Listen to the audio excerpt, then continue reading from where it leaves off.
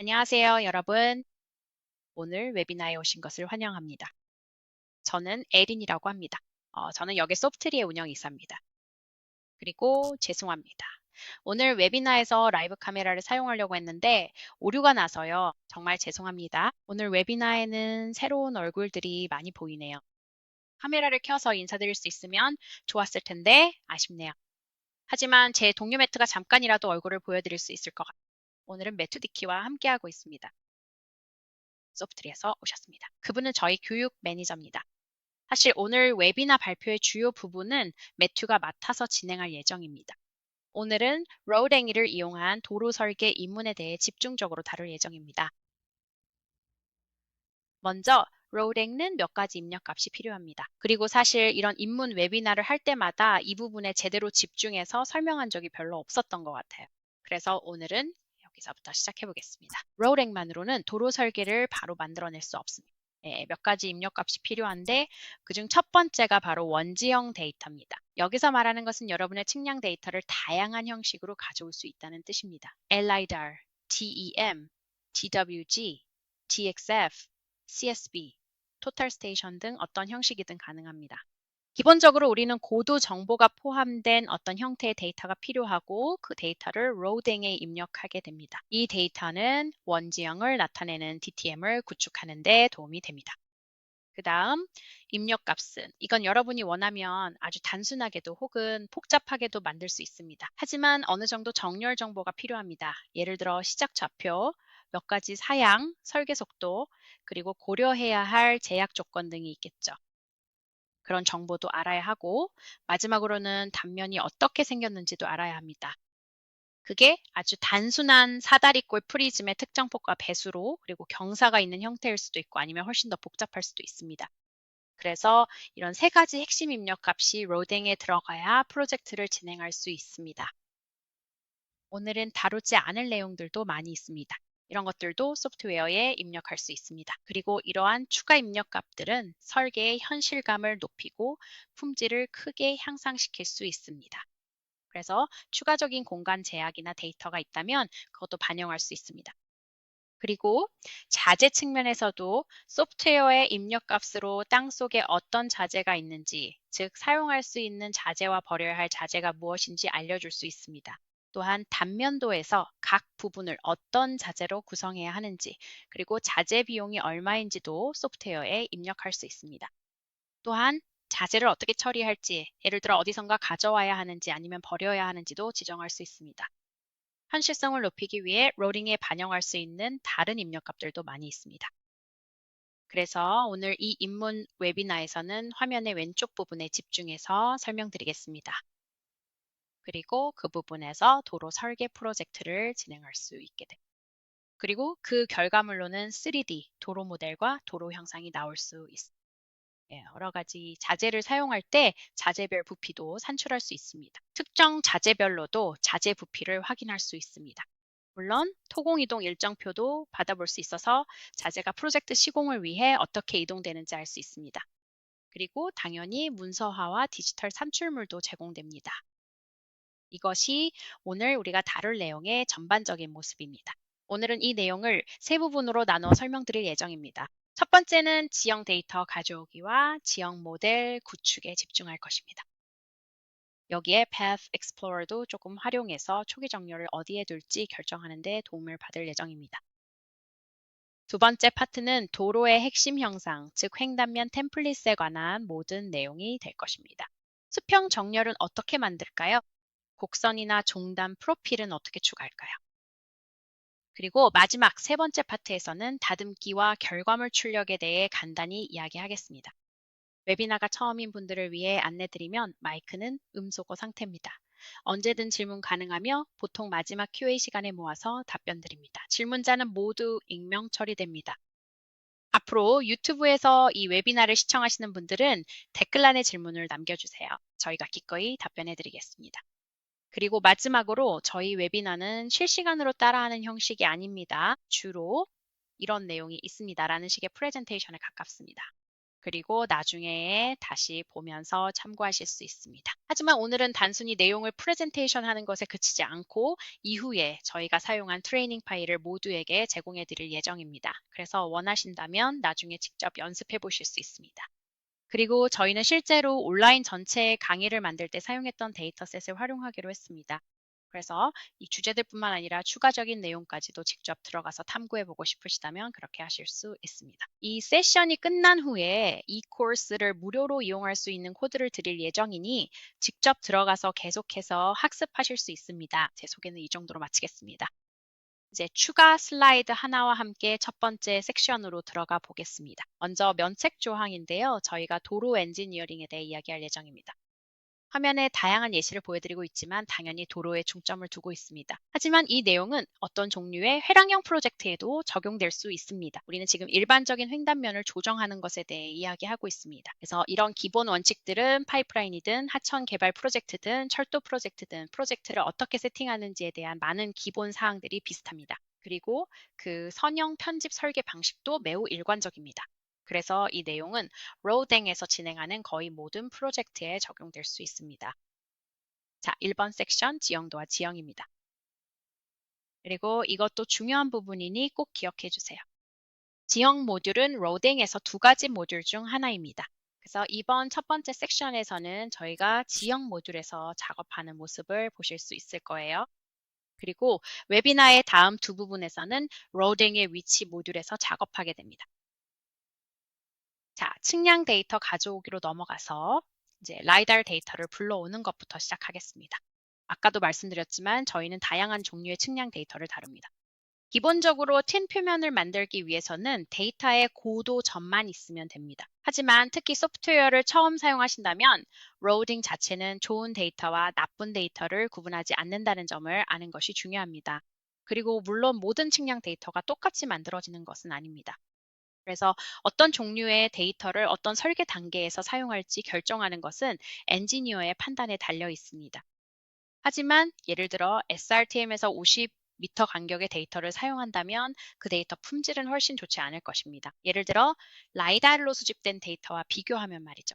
라이다르는 훨씬 더 촘촘한 점 간격을 가지고 있습니다. 그래서 러댕에 입력되는 데이터가 모든 토공량 계산과 그로부터 나오는 모든 세부 사항의 기초가 됩니다.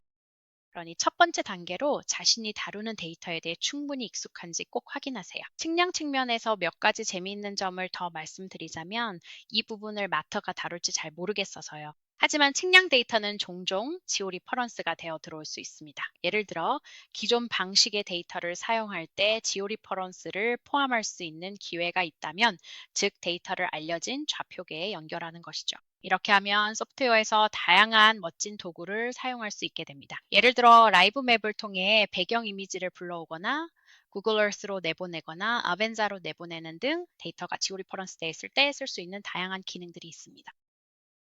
가능하다면 꼭 그렇게 하세요. 그리고 마지막으로 이번에 다루지는 않겠지만 우리가 좋아하고 점점 더 많이 보게 되는 라이달, UAV 그리고 댐 데이터는 엄청난 포인트 수를 가질 수 있습니다. 예를 들어 2억, 3억 개의 포인트가 있는 데이터셋도 본 적이 있습니다. 그건 현실적이지 않죠. 디자인 소프트웨어에서 표면을 계속 생성하고 수정해야 할 때는 그런 데이터 양을 다루는 게 불가능합니다. 그래서 포인트 수를 최대 1000만 개 정도로 줄이는 것을 권장합니다. 물론 고사양 컴퓨터를 사용한다면 그 숫자가 조금 더 올라갈 수 있습니다. 하지만 그 점을 인지하고 포인트를 줄이는 도구와 전략을 활용하는 것이 중요합니다. 만약 대용량 데이터를 가지고 있다면 포인트 수와 파일 크기를 좀 더 관리하기 쉽게 유지하기 위해 그런 방법을 써야 합니다. 자, 이게 토포와 지형의 일부였고 다음 파트에서는 그 측량 데이터를 활용해 보겠습니다. 기본적으로 그곳에 있는 모든 작은 점들이 연결됩니다. 그리고 이렇게 해서 틴 표면이나 DTM을 만듭니다.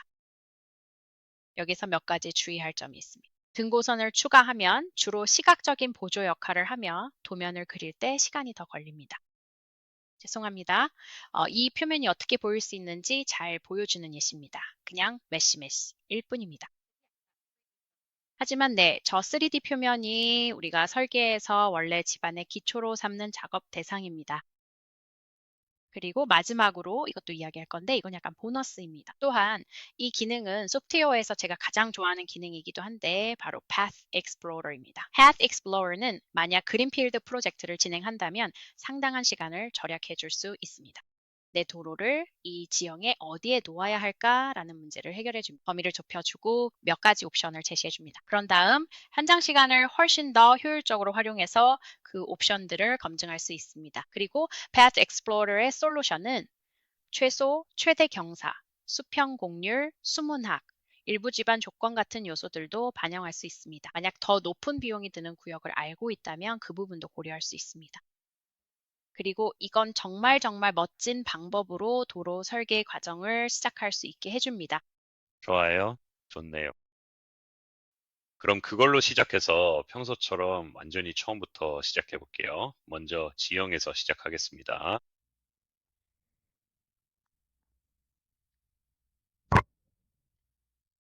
가장 먼저 파일을 삽입하는 과정을 통해 LiDAR 데이터를 불러와 보도록 하겠습니다. 보통 LiDAR 데이터는 지리 정보가 포함되어 있어서 소프트웨어가 투영 태그를 읽을 수 있습니다. 이번 경우에는 투영 정보가 없지만 제가 직접 태그를 달았고 어떤 투영인지 알고 있습니다. 여기서 그냥 지정해주면 바로 시작할 수 있어요. 이제 4개의 타일을 불러왔습니다. 이제 돌려볼 수 있습니다. 이 포인트들을요.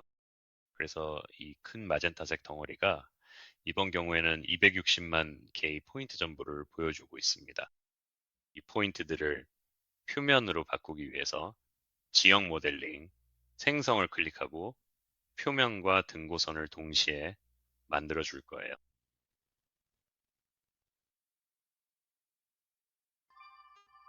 그리고 3D 뷰를 클릭해서 우리가 지금 다루고 있는 게 정확히 무엇인지 볼 수 있습니다.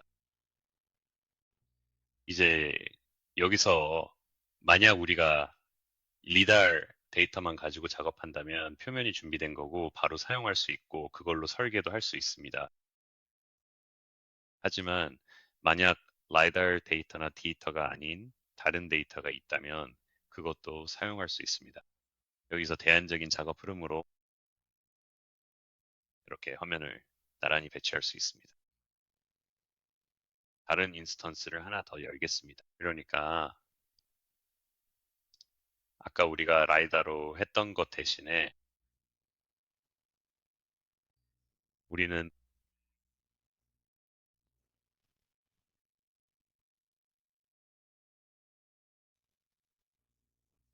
일반 측량 데이터를 불러올 수도 있습니다. 이제 여기서는 제가 일반 측량 데이터를 가지고 있는데 이 데이터는 RTK GPS로 수집된 것입니다.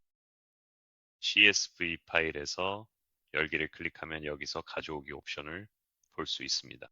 이제 여기서는 ASCII, SCEI 텍스트 옵션을 사용할 수도 있습니다. 또는 이미 가져오기 옵션을 설정해 두었다면 바로 읽어드려서 작업 과정을 훨씬 간소화할 수 있습니다. 저는 그냥 IOP 파일을 병합하겠습니다. 그리고 그 파일을 열어보겠습니다. 이렇게 하면 이전에 했던 것처럼 기본값으로 저장할 수도 있어서 매번 읽어드릴 필요가 없습니다. 하지만 이전에 CL로 촬영된 모든 것은 각 지점에 삼각형이 있는 빨간 선으로 표시된다고 설정해 두었습니다. 이지는 원과 십자가가 있는 회색 선으로 표시될 것입니다. 이것은 단절선으로 처리됩니다. 지면 샷, 즉 지는 그냥 점으로 표시됩니다.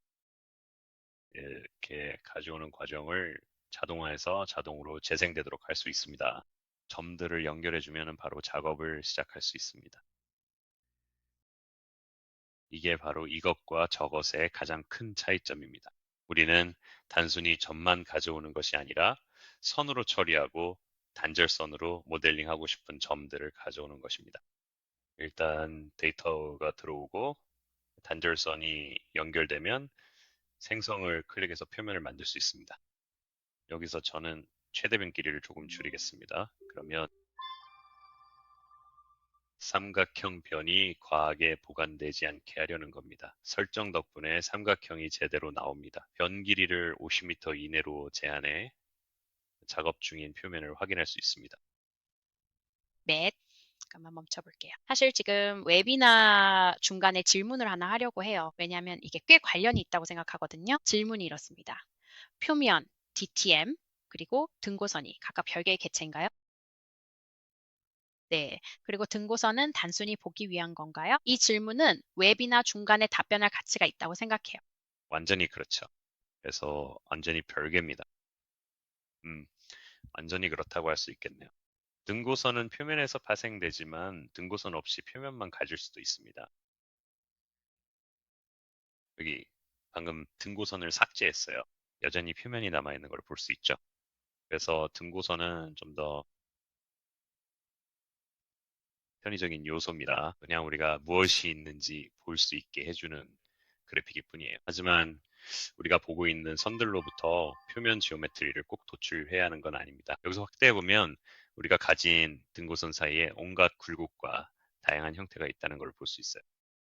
좋은 질문이네요. 그리고 이 두 데이터 세트를 다루는 걸 마무리하면서 정리를 하자면 그렇습니다. 우리는 라이다 데이터 세트도 있고 기존 측량 데이터 세트도 있습니다. 이 둘 중 하나만 따로 사용할 수도 있지만 둘을 결합해서 사용할 수도 있어요. 그래서 여기서 둘을 결합하고 싶다면 기존 측량 지형 파일을 저장해서 그걸 라이다 표면에 넣을 거예요. 그리고 이 경우에는 그냥 파일을 넣기만 하면 됩니다. 하지만 실제로 측량사가 측정한 점들에 더 신뢰가 가고 배수로 라인 같은 세부 사항도 더 정확하게 알 수 있을 거예요. 그래서 저는 병합을 할 거고 기존 지형 파일을 병합하겠습니다. 여기서는 기본 설정 그대로 두어도 됩니다. 저는 경계 브레이크 라인을 추가하지 않을 거예요. 두 표면 사이를 좀 더 부드럽게 연결해 주기 위해서입니다. 확인을 누르겠습니다. 확인을 누르겠습니다. 자, 이제 됐네요. 이제 트임 계산을 다시 실행해서 등고선을 복원하겠습니다. 표면을 업데이트하겠습니다.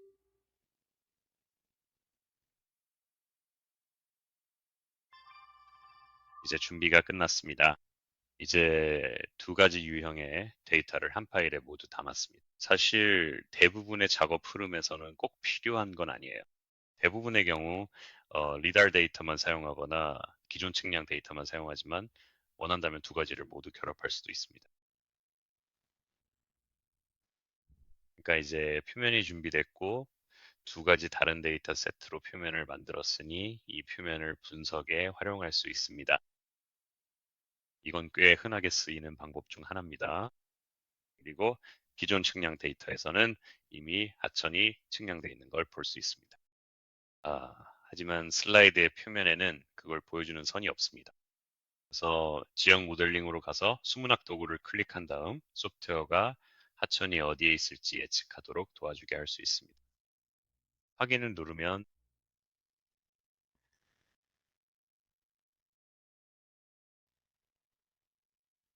핫팩, 아마 그런 것 같고 이제 모든 하천 벡터가 내려오는 걸 볼 수 있습니다. 연못이 생길 것으로 예상되는 곳에는 폴리곤이 있고 이제 준비가 끝났습니다.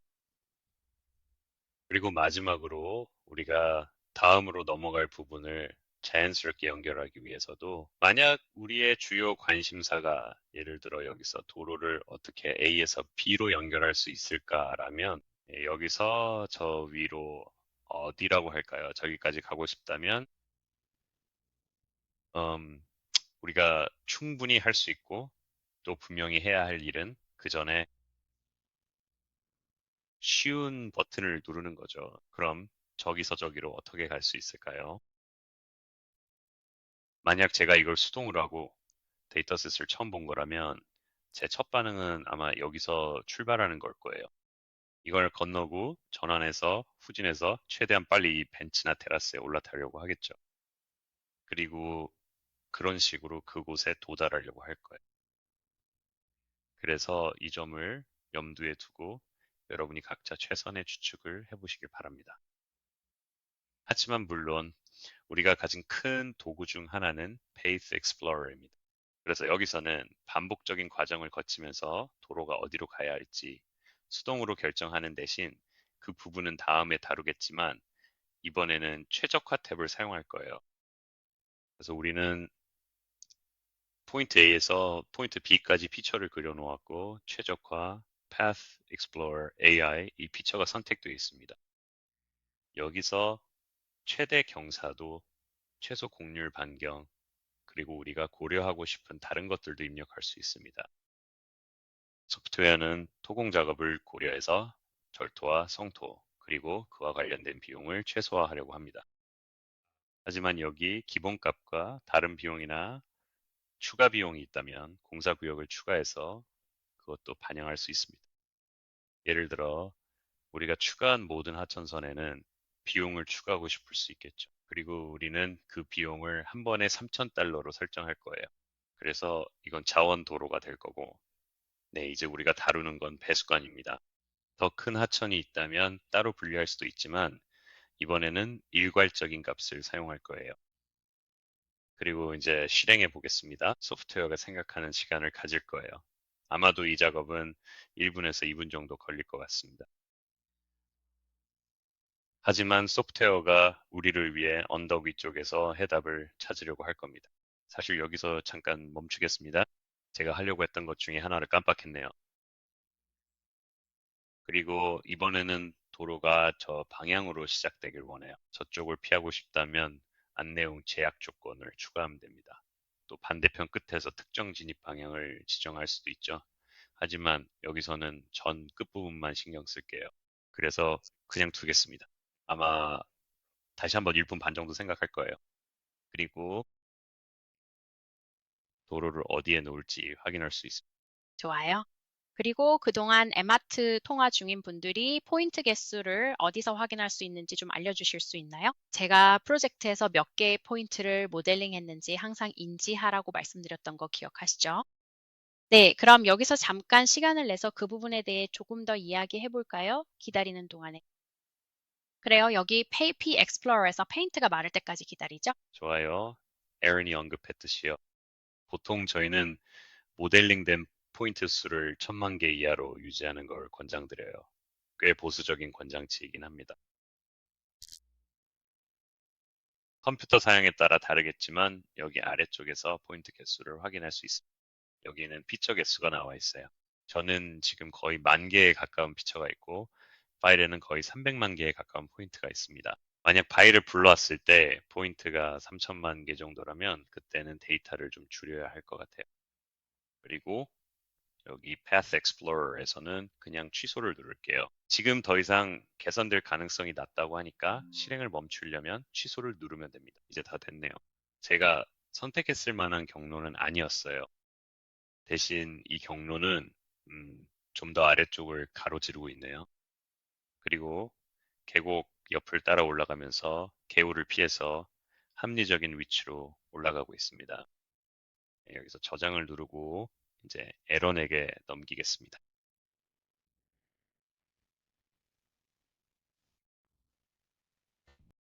좋아요. 고마워요. 자, 이제 그게 일종의 핵심 도로 설계 워크플로우의 첫 번째 부분이었습니다. 우리는 지형 표면을 설정했고, 그 다음에 잠재적인 초기 정렬 위치를 파악하는 추가 단계를 진행했죠. 이제 다음 섹션에서 보시게 될 거예요. 사실 우리는 그냥 지형 표면만 설정하고 그 다음 과정을 수동으로 진행할 수도 있었어요. 이제 여기서 우리는 로드의 위치 모듈로 넘어가겠습니다. 다시 말해 처음에는 지형에서 시작했고 이제 두 번째 모듈로 이동하는 거죠. 그리고 우리가 가장 먼저 해야 할 일 중 하나는 소프트웨어에 이게 횡단면이고 이게 내 일반적인 단면이 될 거야 라고 알려주는 겁니다. 물론 이 부분은 단순할 수도 있고 복잡할 수도 있습니다. 우리는 도로폭을 정의할 수도 있고 경사도를 정의한 다음 거기서 멈출 수도 있습니다. 도로폭과 배수로만 있을 수도 있지만 훨씬 더 복잡하게 만들 수도 있습니다. 일반 단면에 들어갈 수 있는 다양한 요소들을 모두 추가할 수도 있죠.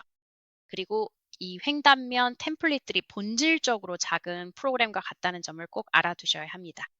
이 템플릿들은 노인 조건에 따라 조정됩니다. 예를 들어 일반 절토 구간에 있다면 한 가지 방식으로 동작할 겁니다. 만약 오른쪽이나 왼쪽으로 경사가 있거나 성토 상황에 있다면 그리고 여기 위에 보이는 이 작은 시각화가 바로 템플릿 에디터라고 불리는 것입니다. 이건 기본적으로 여러분이 반복적으로 실험하고 확인할 수 있는 샌드박스입니다. 여러분의 횡단면 템플릿을 말이죠. 여기에는 다양한 구성 요소들이 많이 있습니다. 여러분이 활용할 수 있는 것들이죠. 이것들을 직접 작성할 필요는 없지만 그렇게 하시는 사용자분들도 계십니다. 하지만 이 라이브러리에서 요소를 가져올 수 있고 횡단면에서는 그 순서가 매우 중요함을 강조하고 싶습니다. 사실 횡단면 템플릿만으로도 웨비나 한 회를 다 채울 수 있죠. 그래서 오늘은 최대한 간단히 설명드릴게요. 더 배우고 싶으시면 저희 유튜브 채널의 횡단면 웨비나 콘텐츠를 참고 바랍니다. 이렇게 해서 3D행 설계 일부가 끝났고 다음 단계는 실제로 들어가서 제대로 된 수평 정렬을 해주는 것입니다. 이걸 할 수 있는 방법은 두 가지가 있습니다. 수동으로 할 수도 있습니다. 직접 클릭해서 IP를 편집하고 정렬을 만들고 곡선을 추가할 수도 있고 아니면 초기 피처 같은 기능을 활용할 수도 있습니다. 이 초기 피처는 P라인에서 가져올 수도 있습니다. 네, 측량지도 모듈에서 나올 수도 있습니다. 채팅에서 그에 대한 질문을 본 적이 있어요. 네, 아직도 존재합니다. 그래서 P라인 피처로도 들어올 수 있습니다. GPS 포인트로도 들어올 수 있고요. Path Explorer도 가능하며 폴리라인을 정렬로 도구로 수평 정렬할 수 있습니다. 이제 세부 설계를 본격화하면 됩니다. 두 방식을 혼용할 수도 있습니다. 또한 그 초기 정렬 피처를 직접 손으로 수동 조정할 수도 있습니다. 그래서 수평 정렬 설계가 있고 여기서 다룰 또 다른 부분은 수직 정렬 설계입니다. 이 부분은 작은 차트로 설명하는 게 가장 이해하기 쉬운 것 같아요. 그래서 먼저 지면부터 시작하겠습니다. 이것은 우리가 만든 토포 서피스의 프로필 뷰입니다. 수평 정렬과 마찬가지로 수직 정렬도 직접 클릭해서 조정할 수 있습니다. 여기서 경사도 함께 표시되는 걸 볼 수 있습니다. 이렇게 하면 수직 곡선도 추가할 수 있습니다. 아니면 저희는 쉬운 걸 좋아하고 최적화를 선호하기 때문에 수직 최적화 도구를 사용할 수도 있습니다. 이 도구가 하는 일은요. 여러 가지 복잡한 수학을 이용해서 프로필을 자동으로 계산해 줍니다. 제어점, 도로, 사양, 경사, K값 등 중요한 정보를 모두 활용하죠. 그리고 도로에 가장 적합한 프로필을 찾아줍니다. 토공 비용을 최소화하기 위해서입니다. 이건 우리가 얼마나 절토하고 성토하는지 그리고 도로를 만들기 위해 얼마나 흙을 옮기는지와 관련이 있습니다. 그리고 이런 작은 차이들, 물론 이 예시는 별로 좋지 않네요. 왜냐하면 차이가 너무 크니까요. 하지만 보통은 작은 차이들이 쌓여서 이 도구를 사용하면 노상공사 비용의 10%에서 30% 정도를 줄일 수 있습니다. 그래서 이것이 3D 도로 설계에서 이야기할 세 가지 핵심 단계, 세 가지 주요 부분에 대한 간단한 소개입니다. 이제 다시 매트에게 넘기겠습니다. 좋아요. 다시 화면을 공유하겠습니다. 자, 지난번에 만든 솔루션이 준비되어 있습니다. 이 창을 잠깐 최소화하겠습니다. 그리고 이제는 말이죠. 잠시만요. 위치로 전환하겠습니다.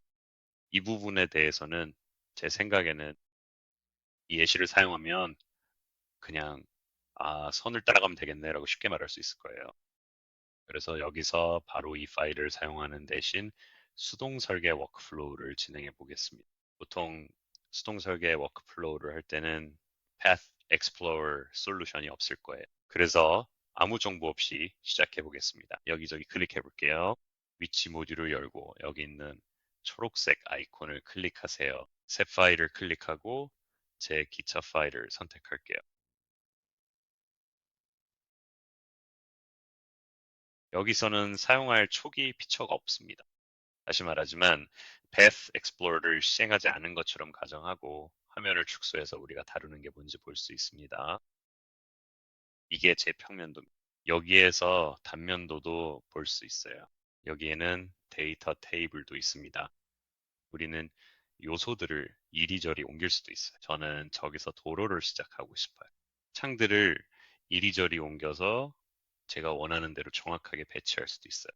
그리고 이 소프트웨어는 유연하고 설정을 잘 구성해서 반복적으로 사용할 수 있어서 정말 편리합니다. 그래서 여기서 모든 걸 일일이 옮기는 대신 저는 창 위치나 화면 구성을 제 취향에 맞게 두는 걸 선호해요. 그래서 그럴 때는 보기를 클릭해 레이아웃을 불러옵니다.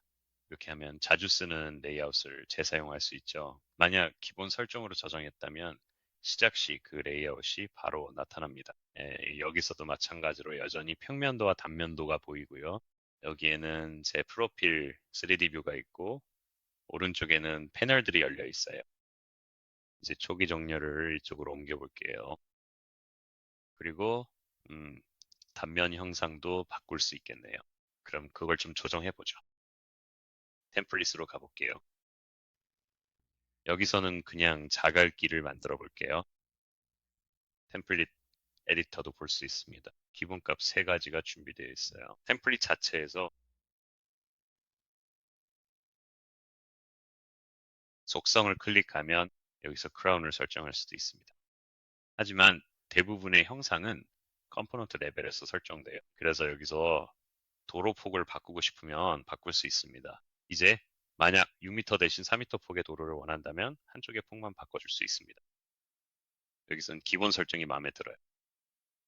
여기서 바꾸고 싶은 거는 U자형 배수로 대신 V자형 배수로를 쓰고 싶다는 점뿐입니다. 배수로 바닥폭을 0으로 바꿔주고 반대쪽도 똑같이 해줄게요.